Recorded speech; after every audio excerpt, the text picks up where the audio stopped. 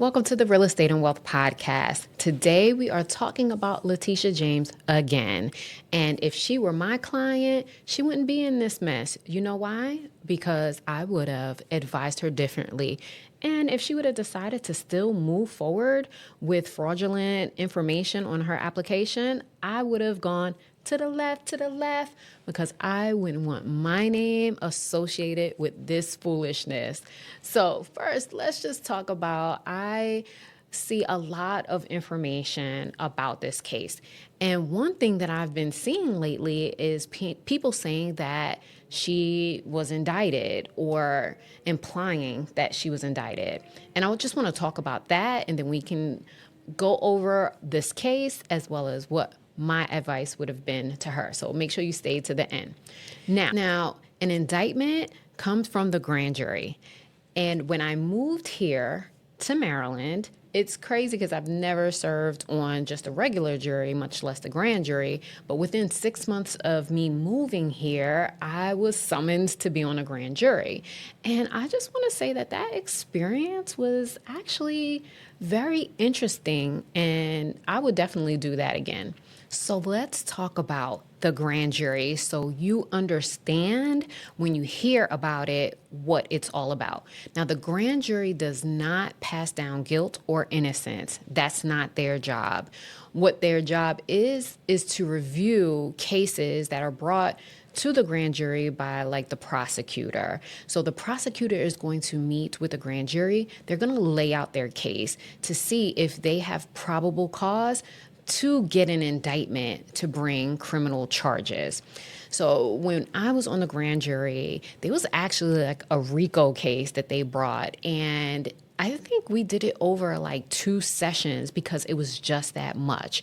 They had all of the pictures. They brought in people to testify to us, and we then later deliberate and we go over all of this information, and the people that are on the grand jury then have to take a vote to determine if we were going to pass down that indictment. And it was really interesting. And in grand jury, they can really go back and forth. They can ask the prosecutor additional questions to come to that decision on if they're going to pass that indictment. So at present, there is no indictment for Letitia James. Now, what they are going to be deciding on is the mortgage, the wire fraud, bank fraud, and making false statements to a financial institution. Now that you understand what the grand jury does and where we are in this case, let's just break down the case for those of you who might be here for the first time or you might not be familiar with this case. Let's talk about what she did, and then we're going to talk about what my advice would have been to her and to any of you that might be seeking to buy a home or an investment property. There are 2 properties that are in question right now. We have a Virginia property and a Brooklyn property. First, let's talk about that Virginia property. For the Virginia property, she allegedly listed herself on that property as a primary resident. But as we know, she is the New York Attorney General living in New York. You can't live in New York, Virginia at the same time. Now, just for argument's sake, there are a ton of people in Maryland that actually take the train to New York to work. So it's not too far-fetched, but I don't know from Virginia if that would even really be feasible. But on another note, if you are the New York Attorney General, you can't live in the state of Virginia. So she would have lied about that, getting that job. Either way you slice it or dice it, she did something wrong in this situation. So with that primary residence, we now know that she kind of changed her tune and said that she was buying the property for her niece and adult children, and that she let her lender know she had no intention on living in this property. That's neither here nor there, because it really, all that matters is what was put in the application. Even if maybe the lender made a mistake, because this was done a long time ago, I think they probably did did paper applications back then. It's not on the computer, and she could have potentially checked the wrong box, but if that was her only infraction, I might have called it a mistake, but it's just not the only infraction that she's done. Hindsight, looking back, gonna say that she probably did that on purpose, but that's just my opinion, not what the courts are saying. But that's just my opinion. Now, she probably did this just so she can get better loan terms. And if it is your primary residence, then you would qualify for lower down payments plus better interest rates than if it was a second home or an investment property. The second property is her Brooklyn mortgage that also looking into. Now with this particular location, she claimed her father as her spouse to go on the application. Also, a big deal in this is that she claimed a 5 unit as a 4 unit. And with that, the reason that she probably did that also is to get better terms. If you are buying a 5 unit building, you do need to use commercial financing to purchase.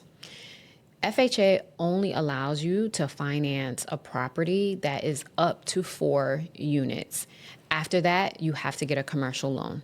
Now, with the FHA loan, you do get a lower interest rate as well as a lower down payment. When you compare the down payment with the FHA loan, which is 3.5%, with a commercial loan, which is going to run you at least 15% up, a huge difference in out-of-pocket expenses. So I'm going to assume she did that for that reason. Now, the reason for putting her father as her husband opposed to just a co-applicant or a non-occupant applicant, or even just getting gift funds from him, I don't know.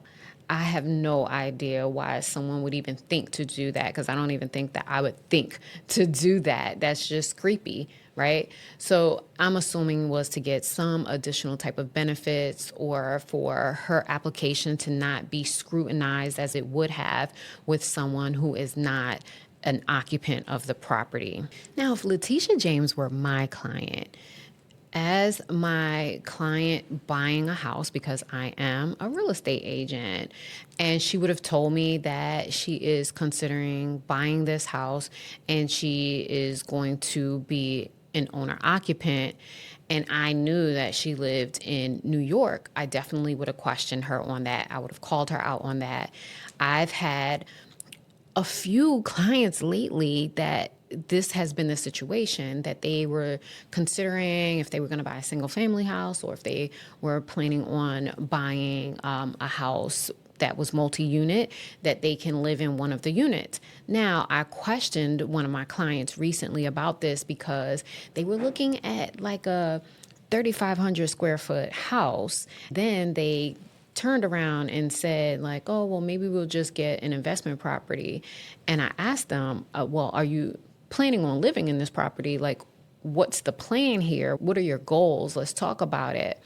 And they said that they probably just would get the investment property and live there. At first they said they would live there. And I said, okay, well, the properties in this area, they're going to be apartment style. So, in other states, they might have multi-units where they're side by side and they're like two, semi-single family homes, like in terms of square footage. Well, in this area, we don't really have a whole lot of those. It's going to be an apartment style, and also the location that she would be able to get it in and the amount. So they're very expensive in the area that we were looking in. So I wanted to make sure that she understood we were both on the same page, because the end of the day, I'm not doing anything illegal. I am not built for jail, and I am not going down with anyone. I would rather exit stage left than be caught up in any mess with anyone, because my livelihood and my freedom is not worth a couple of dollars. So back to this particular client, they were like, no, that's not going to work. But the lender was like, we can just say that we're living there, and then maybe later on we get something. And I told them that is mortgage fraud. This particular client works for the federal government, so I don't think they wanted to play with that either. So they quickly nixed that idea, and we went back to buying the single family house. I had another client that was looking to do that. The other client would have not necessarily been mortgage fraud, because he told me, at least, that he was planning on living there, that it did need some updating, and he would do the updating, and then he was planning on moving to that location. That would not have been technically mortgage fraud, because he would plan on living there. But if he did buy that house as owner occupant primary residence, and he did change his mind down the line for whatever reason, I would recommend that he reach out to the lender and let them know of his plan changes, just so that he can be above board in everything that he was doing. So back to if she were my client. For the first one, just saying that it was a primary residence and she was not planning on living there, I definitely would have given her that advice.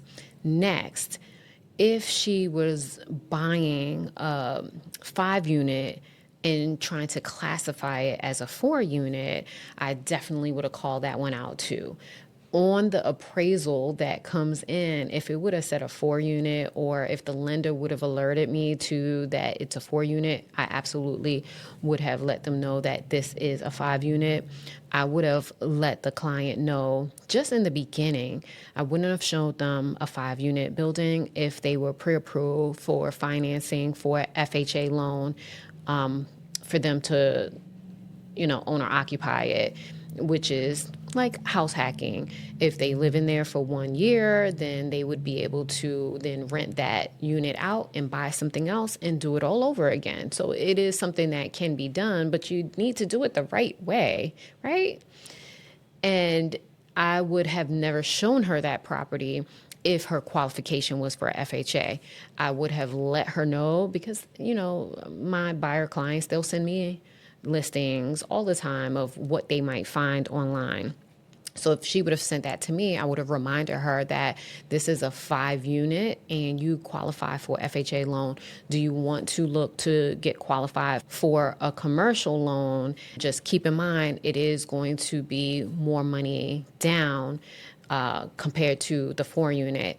And if she would have said, well, no, I don't want to put any more money down, or I don't have the money to put down, then I would have given her 2 options. I would have said, hey, well, let's just explore this. If you're really interested, maybe we can get the seller to pay some or all of your closing costs, and then the money that you have, you can use towards the down payment.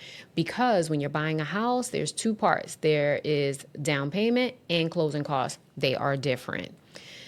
So I would have told her to do that, or I would have said, then we need to stay at 4 units or less for you to purchase. And we would have just never purchased that property at all. Then the last thing with the father as the husband, I probably would have just been thrown off. Most likely, I would not have seen that information, because I'm not seeing what's on the loan application. I don't see that. That's between the buyer and the lender, and that's private information that I don't need to know.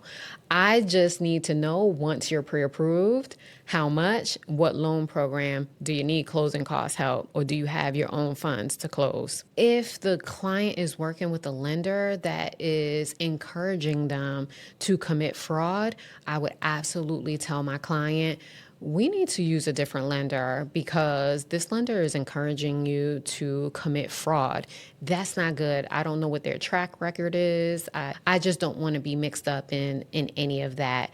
If they insist on continuing to use a lender that is encouraging them to commit fraud, to the left, I would have been out, because again, My freedom is not worth a couple of dollars.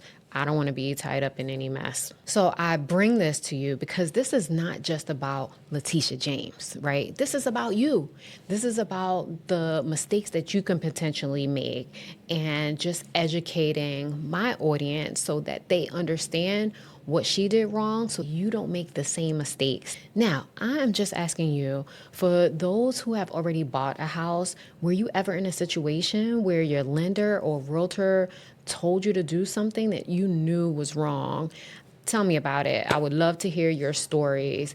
Now, on my next episode, make sure you subscribe just so you know when I drop any new episodes. But on my next episode, I'm going to bring you some messy mess that I experienced with some of my clients to help you know how to prepare when you're buying a house with someone else. So don't forget to subscribe, like, and share the episode with someone you think might be interested. And I'll see you guys on the next episode.